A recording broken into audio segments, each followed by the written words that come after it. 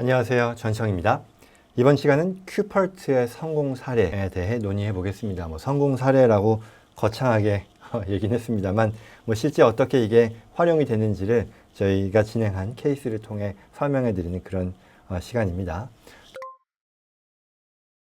큐퍼트가 뭐냐? Qualified Personal Residence Trust였죠. 그래서 많은 경우 어떤 혜택을 누릴 수 있느냐라고 했을 때 내가 거주하는 집이에요. 이게 계속해서 상당 기간 동안 거주할 계획이고요. 매각의 어떤 플랜이 없는 상태에서 내가 이걸 내 자녀에게 증여하려고 할 때 이 트러스트를 활용해서 증여세를 굉장히 줄일 수 있는 그런 효과를 볼 수 있다라는 것이고, 그걸 활용하는데 그와 같은 효과를 보기 위해 활용되는 이 트러스트가 큐퍼트라고 말씀드렸죠. 일정 기간 거주하면서 낮은 증여 가액으로 증여를 완료할 수 있다는 거죠. 그래서 어떻게 할 수 있을까에 대해서는 별도 영상이 있었죠. 구체적으로 어떤 기술적인 부분 63강에 있었는데요. 살펴보시면 좋겠고요. 오늘은 이와 같은 큐퍼트를 사용해서 어떤 혜택을 누렸는지 실제 고객의 케이스에 대한 설명입니다. 남가주죠. 서던 캘리포니아 맨션이라고 했는데 뉴폴 코스트 지역에 거주하는 그런 고객의 케이스였어요.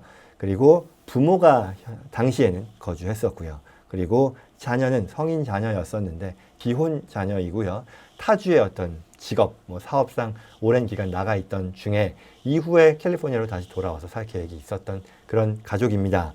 그래서 당시에 그 시기가 2012년 말이었었어요. 저희 고객이었었어요. 그래서 그 상황에서 큐퍼트를 저희가 제안을 했고요. 그 트러스트의 피리어드는 9년으로 제안을 했습니다. 그래서 12년부터 9년이었으니까 21년 말에 끝나고요. 그래서 전체 트러스트 목적을 다 달성하고 이제 결과적으로는 완성이 됐는데요. 그 내용입니다.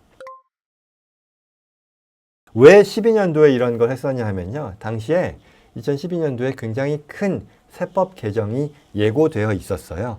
그래서 뭐였냐면 오바마 행정부에서 그 이전 정부였던 조지 부시 행정부에서 증여 상속세의 면세 금액, 라이프타임 면세 금액이 500만 불로 굉장히 올라가 있었고요. 그 내용이 2012년도 말에 끝나는 그런 상황이었고, 그걸 오바마 행정부에서 어떻게 변경할 것이냐에 대한 의견이 굉장히 분분했었고, 많은 사람들의 의견은 당시에는 이제 또 민주당 정부이고 하니까 굉장히 올라갔던 증여세, 상속세 면제 금액을 다시 낮추는 쪽으로 개정이 되지 않을까라고 다들 예상을 했었고요. 그래서 그때 자산가들 입장에서는 이 500만 불 이상의 자산을 가졌을 때 적어도 그때까지, 그렇죠, 당시의 현행법 500만 불까지의 그 라이프타임 익셈션이라고 하는 평생 증여 상속 면제까지를 그 금액을 활용해서 증여를 진행할 경우에는 설사 나중에 그 면제액이 줄어들더라도 돌아가서 소급해서 불이익을 보게 하지는 않기 때문에 그때 급하게 말하자면 12년도에 이것저것 에스테이트 플래닝을 했었던 거죠. 그런데 물론 결과적으로는 어떻게 됐냐면 안 바뀌었어요. 그대로 유지가 됐고요. 5년 동안 더 유지가 되고, 그 다음에 여러분들 많이 아시다시피 2016년 말 17년도에 도널드 트럼프 행정부가 들어서면서 그때 또 법이 바뀌었죠. 이건 웬걸 증여상속세 면제 금액이요, 여기서 또 2배로 늘어났죠. 더 줄어드는 게 아니고요. 그래서 이렇게 보면 앞으로도 계속 늘어날 것 아니냐라고 생각할 수도 있겠지만요. 사실은 여기 지금 나와 있지 않지만 2010년 이전, 당시에 2000년, 90년대만 해도요, 이게 한 50만 불이 채 안 됐었어요. 그리고 2000년부터 2010년 사이에도요, 100만 불, 250만 불, 이 정도였었거든요. 그렇기 때문에 향후에도 어떻게 변할지에 대한 부분은 의견이 계속해서 분분하게 갈리는 상황이고요. 제 개인적으로는 이게 더 늘어나는 것보다는, 왜냐하면 실제 이 라이프타임 익셈션으로 인해 이 증여 상속세 법이라는 것이 그들만의 리그, 정말 적용이 되는 그런 경우들이 굉장히 제한적이다 보니까 좀 더 현실화되는 쪽으로 바뀌지 않을까 예상을 합니다만, 아무튼 사족이었습니다. 당시에 2012년도 이런 배경 하에서요, 큐퍼트를 설립해서 자산을 이전하자라고 제안을 했고, 이에 따라 작업을 진행했습니다. 그래서 큐퍼트라고 하는 트러스트도 만들고 등기를 당연히 이전했죠. 부모 개인 명의로서 있었던 자산을 트러스트로 옮기는 거였었고요. 그걸 진행하면서 감정평가도 진행했었고요. 그리고 실제 증여 가액에 대해서는 뒤이어 설명하겠습니다만, 이 큐퍼트를 위해 이 실제 증여 가액이 얼마로 산정되는지 작업도 진행했고요. 그리고 그에 따른 증여세 신고도 2012년 말에 같이 진행했습니다. 그리고 나서요, 9년간의 트러스트 피리어드가 끝나고 나서 결국은 해당 부동산의 오너십은 부모 트러스트 9년, 그 9년이 지난 뒤 2021년 말에 자녀의 명의로 등기가 이전이 되는 그런 과정으로 이어졌던 거죠. 자, 그래서요, 트러스트는요, 이와 같이 Qualified Personal Residence Trust라고 하는 것을 2012년도에 만들었습니다. 그래서 개인이 가지고 있던 부동산을 이 트러스트로 명의를 이전하는 작업이었었고요. 그에 따라 만들어진 등기 이전이 있었죠. 리코딩을 하기를. 그랬는데 주목할 만한 것은 컨시더레이션이 없었죠. 왜? 이건 매매가 아니고요. 내가 가지고 있는 개인 자산을 트러스트로 단순히 명의 이전, 옮기는 과정이었죠. 그래서 트랜스퍼 텍스도 없었고요. 그리고 뉴폴 코스트에 위치한 자산이었다라는 그런 과정이었습니다. 그리고 여기 지금 감정평가서 나오는 것처럼요. 감정평가서상에 이 자산의 가치는 610만 불로 나왔었던 거죠. 이건 2012년도 시점의 자산 가치였습니다. 그런데요, 여기서 어떤 과정이 있냐면 610만 불의 자산을 이 트러스트로 옮기는 게 당해의 증여로, 증여세 신고 관점에서는 그 해 2012년도의 증여인데, 그럼 증여가액이 얼마냐?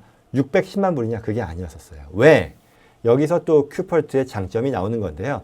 실제로 이걸 증여받는 사람은 누구냐면 자녀죠. 성년 자녀란 말이에요. 근데 이 자녀가 자산을 증여받아서 온전히 그 자산을 활용할 수 있는 기간, 거기서 거주하게 되는 그 기간은 언제냐면 9년 뒤였던 거죠. 2012년 기준에서 보면 9년 뒤인 거예요. 그러면 610만 불이라고 하는 자산 가치를 가진 자산을 증여받는 거이지만 이 큐펄트에 옮기는 기간이 9년이 있기 때문에 실제 증여 가액은 여기서 더 디스카운트가 된다는 거죠. 왜? 증여받는 사람이 누리는 효용이라는 건 당장 누리는 610만 불이 아니라 9년 뒤에 누리는 610만 불이니까 그만큼 가치가 떨어지는 거잖아요.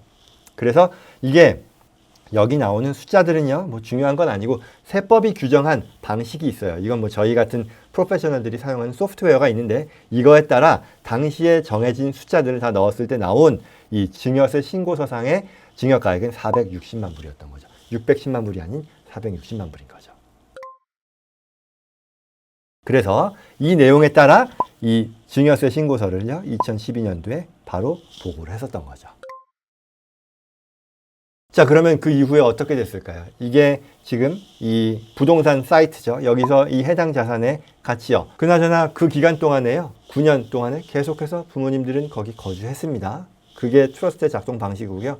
예전에 본인 명의로 거주하는 것과 아무런 차이가 없이 똑같이 거주했고요. 이후에 오너십이 2021년도 말에 넘어간 거죠. 그런데 지금 시점에서의 그 가치는요. 1270만 불로 올라 있습니다. 보시다시피요. 그리고 21년도 말에 트러스트에서 자녀로 명의는 이전된 거고요. 그럼 결과가 뭐냐? 요약하면요. 이렇게 되는 거죠. 결국 팩트를 놓고 보면 현재 1270만 불의 가치가 있는 자산이 부모님 명의로부터 자녀로 증여가 완료됐습니다. 그렇죠? 그런데 증여세 신고라는 면에 있어서는요. 이 자산의 증여가액은 얼마였다? 460만 불이었습니다. 그리고 그때 시점에 세금은 하나도 안 냈죠. 왜? 라이프타임 익셈션이 있었으니까요. 그래서 결국 1270만 불의 자산을 이전하면서 세금을 하나도 안 낸 게 됐고요.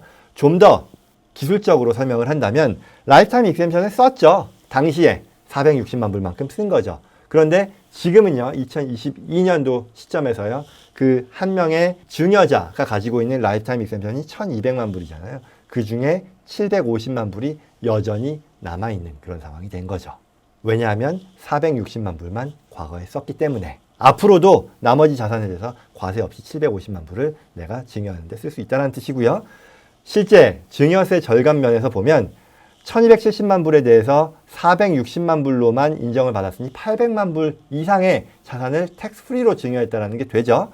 그 말은 결국 뭐 400만 불 또는 그 이상의 증여세액을 절세하는 효과를 얻었다라고 볼 수 있는 거고요. 이 모든 것들을 진행하는 데 있어서 사용된 것은요. 큐펄트였습니다. 큐펄트 비용이 뭐 얼마 하겠습니까? 이걸 통해 우리가 얻을 수 있는 효용은 비용 대비 굉장했다라는 것을 사례로 볼 수 있는 것이고요. 따라서 이와 같은 팩트에 해당이 되는 그런 분들이 계시다면 큐펄트 적극적으로 활용하시는 게 좋겠죠. 뭐 이상 큐펄트의 실제 케이스에서의 활용 그리고 그 어떤 혜택에 대한 논의 해봤습니다. 도움 되었길 바라고요. 저는 또 다음 시간에 뵙겠습니다. 고맙습니다.